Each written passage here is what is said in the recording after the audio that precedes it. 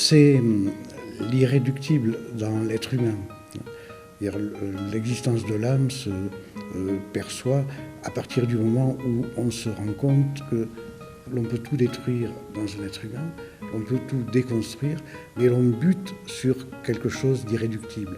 Je le prends en deux sens, comme un principe intellectuel, à partir de Descartes, mais également comme un principe spirituel que notre type de société en Occident uniquement a tendance à écarter.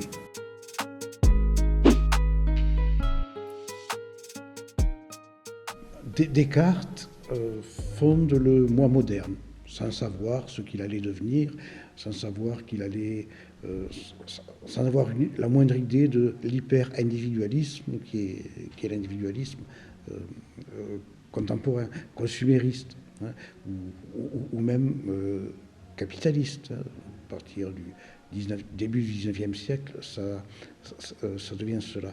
Bon, la différence, c'est que l'âme est exigeante. Elle exige une certaine attitude, un certain comportement, tandis que le moi, au contraire, ne pense qu'à se gonfler, qu'à apprendre. Donc le chemin vers l'âme, c'est un chemin difficile, alors que le chemin du moi, c'est exactement le contraire.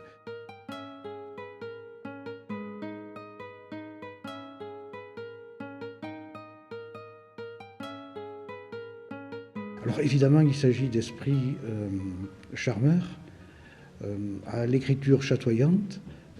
C'est typiquement sophistique, hein, cela, très plaisante, très brillant. Mais derrière leur démarche de déconstruction, lorsqu'on les lit de près, on trouve un projet politique, et dans ce projet politique, on remarque une haine de soi, une haine de l'Occident, tout particulièrement, qui est quelque chose, je trouve, de maladif, de pathologique. Alors j'ai épluché les ouvrages nombreux de ces auteurs, et on trouve par exemple chez Jean-François Lyotard, un auteur que j'aime bien par ailleurs, on trouve chez Lyotard explicitement l'idée qu'il ne faut surtout pas restaurer quoi que ce soit, surtout pas restaurer des valeurs, mais qu'il faut aller de plus en plus loin dans la décadence, de sorte que la société se décompose de plus en plus. Allons de plus en plus loin dans la décadence, dit Lyotard dans un livre où il se montre très compréhensif, un peu plus compréhensif avec les Brigades Rouges. Alors, quel est le tort des Brigades Rouges et de la bande Abadère? Non pas ce qu'ils ont fait, non pas leur crime, mais de l'avoir fait au nom d'une idéologie qui comporte encore du sens et un projet d'organisation de la société. Donc, si vous voulez, Lyotard approuve les Brigades Rouges et la bande Abadère pour leurs actions, parce qu'elles sont dissolvantes de la société, mais les désapprouve parce que c'est encore, c'est le marxisme dur, c'est-à-dire la métaphysique. C'est encore la métaphysique. Voilà. Alors j'ai pris l'exemple de Lyotard, mais on pourrait en prendre beaucoup d'autres, celui de Deleuze par exemple, ou même des textes de Derrida, dans lesquels Derrida vous explique que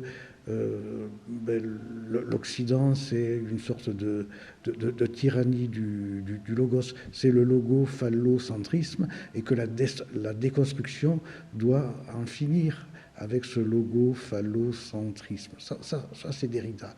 Alors ça a sans doute un impact sur, aujourd'hui, le wokisme, mais je ne suis pas certain, parce que ces intellectuels étaient des personnes à l'intelligence, et plus que l'intelligence, très raffinée, et peut-être si Foucault ou Derrida revenaient aujourd'hui, voyant la vulgarité wokiste, dirait-il, nous n'avons pas voulu cela.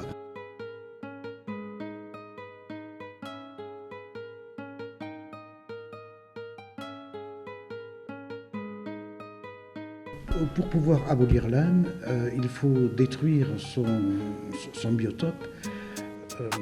Mais derrière l'abolition de l'âme, il y a l'abolition de l'homme qui se profile. Foucault avait parlé. Il faut détruire son biotope, et son biotope, c'est avant tout la notion d'essence et la notion de vérité. Voilà. D'où l'anti-essentialisme, qui est devenu quelque chose d'obligatoire à partir de la fin de la Seconde Guerre mondiale, et l'idée, par exemple, de Gilles Deleuze, qu'est-ce que c'est que la philosophie? Voilà, la philosophie, c'est la création de concepts. Autrement dit, c'est un art parmi les autres, et Deleuze disant explicitement dans Qu'est-ce que la philosophie, il dit, mais l'important en philosophie, c'est pas du tout la vérité, ce qui est important, c'est l'intéressant. Voilà. On est dans l'esthétique, hein. On est dans une vision esthétique sur la philosophie, autrement dit, quelque chose qui fait disparaître la vérité. Or, je continue de croire ou de penser que depuis Platon, enfin, l'affaire de la philosophie, c'est la vérité. C'est aussi des visions du monde, des choses comme ça. C'est-à-dire toute chose que la postmodernité, la French Theory liquide. Et Platon disait, philosopher, c'est aussi sauver son âme. Oui, c'est aussi sauver son âme, bien sûr. C'est le soin de l'âme. Voilà. Ouais. La philosophie. Jan Patočka a repris cela dans son grand livre sur l'Europe. La philosophie, c'est le soin de l'âme. Oui, parce que bien entendu, la nature humaine, dont la French Theory dit qu'elle n'existe pas, c'est à mourir de rire. Vous lisez dans Althusser qu'il n'y a pas de nature humaine, parce que c'est évidemment une contradiction dans les termes, c'est le serpent qui se mord la queue, de dire qu'il n'y a pas de nature humaine. Bon, parce que la nature humaine a horreur du vide. Et l'effacement de réalité qui était très importante pour elle engendre des remplacements. Dans la plupart des sociétés, y compris la nôtre jusqu'à une date très récente, ce qui était important, c'était l'âme. Voilà. Et la vie était organisée autour de cela. Mais l'âme ayant disparu, on remplace l'affairement, oui, on va parler d'affairement au fond. On remplace l'affairement par l'affairement autour du corps, du moi, voilà. Mais c'est un moi vide, hein, qui n'a aucune espérance transcendante. C'est un moi centré sur lui-même, qui se prend lui-même pour l'alpha et l'oméga de toute chose. Quant au corps, c'est encore plus inconsistant de centrer l'existence sur le corps, parce que le corps se détériore peu à peu, hein. Il vieillit, et puis ensuite il disparaît complètement.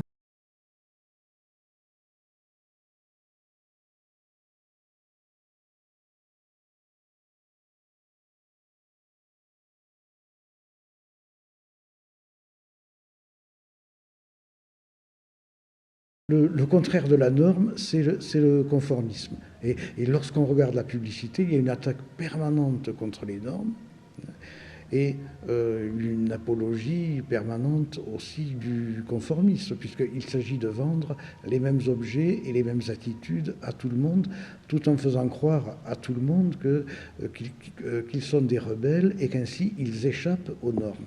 Bon. Alors, je me suis intéressé au psychanalyste Gérard Wageman, bon, mais aussi de Mellman, voilà, Charles Mellman. Bon, la question de la norme. La norme structure l'être humain et lui permet de vivre. Si vous faites disparaître la norme, Pierre Legendre, qui vient de décéder, si vous faites disparaître la norme, bien, vous aurez des individus déglingués, perdus, qui sont, d'après Gérard Wageman, dans son livre sur les séries télévisées, pour lui, les séries télévisées, c'est très très important. Les personnages que l'on voit dans les séries télévisées, ce sont tous des déglingués. Et donc, nous... Alors, le mot... Bon, mais c'est ça. Ah oui, voilà. C'est ça. Déglingués, c'est-à-dire qui n'ont plus d'amarre nulle part. donc qui sont perdus sur l'océan de la dissonance. Et finalement, toutes les aberrations humaines sont dès lors à la fois possibles, justifiables, puis valorisées. Voilà, c'est cela la déglingue. Et la déglingue provient de... C'est quelque chose de très grave. Elle provient de la destruction de la norme, et cela depuis les années 60. Enfin, et les personnes ne voient même pas que la destruction de la norme, c'est ce dont le consumérisme a besoin. Voilà, c'est ce dont le consumérisme se nourrit. Parce que la norme, c'est un obstacle à la consommation. C'est un obstacle à l'extension des marchés jusqu'à l'intimité de l'existence humaine. Voilà. Derrière vos propos, on ne peut penser qu'au travail de romancier que fait Michel Houellebecq depuis des années autour justement de cette extension de la lutte et puis de ces êtres déglingués. Ouais. Dernière question, est-ce qu'il est possible de retrouver le chemin de l'âme dans une société comme la nôtre? Est-ce que vous êtes pessimiste, optimiste? Et est-ce que ce chemin pourrait nous permettre de faire face à ce que certains appellent la décivilisation? À partir du moment où on pense que l'âme n'est pas détruite, mais simplement occultée, abolie, il y a une ressource présente en chaque être humain. Et si l'on prend le chemin de la poésie, si l'on s'intéresse aux poètes, ou bien si l'on s'intéresse aux grands mystiques, là je pense à Sainte Catherine de Sienne ou Sainte Thérèse d'Avila, on se rend compte que ce sont des chemins toujours ouverts sur lesquels chacun d'entre nous pouvons nous engager. Donc ce que je veux dire par là, c'est que évidemment, individuellement, au niveau de l'individu, pourquoi? Parce qu'il existe une nature humaine. Au niveau de l'individu, il y a toutes les raisons d'être optimiste. Alors lorsqu'on regarde ce qui se passe autour de nous, lorsque l'on regarde le comportement de nos dirigeants et le fait que, semble-t-il, eux-mêmes soient désormais déglingués,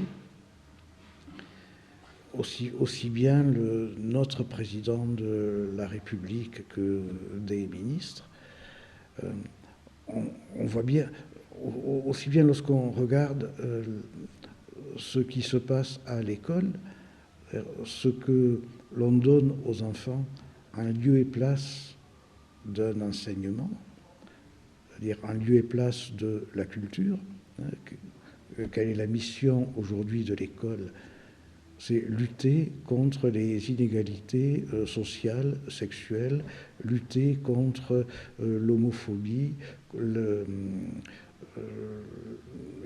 etc., lutter contre le racisme. Et finalement, le programme de l'école, ce n'est plus du tout la culture, ce n'est plus du tout l'élévation de l'être humain, ce n'est plus du tout son émancipation, c'est lutter contre toutes sortes d'inégalités.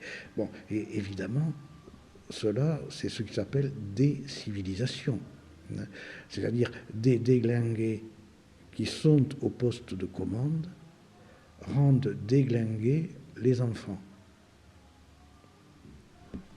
On reste optimiste malgré tout. Oui, je reste optimiste malgré tout. C'est pas du tout un livre. Je ne veux pas dire tout ce qu'il y a dans le livre. Sinon, les gens vont pas l'acheter, je vais être ruiné. Mais ce n'est pas un livre pessimiste.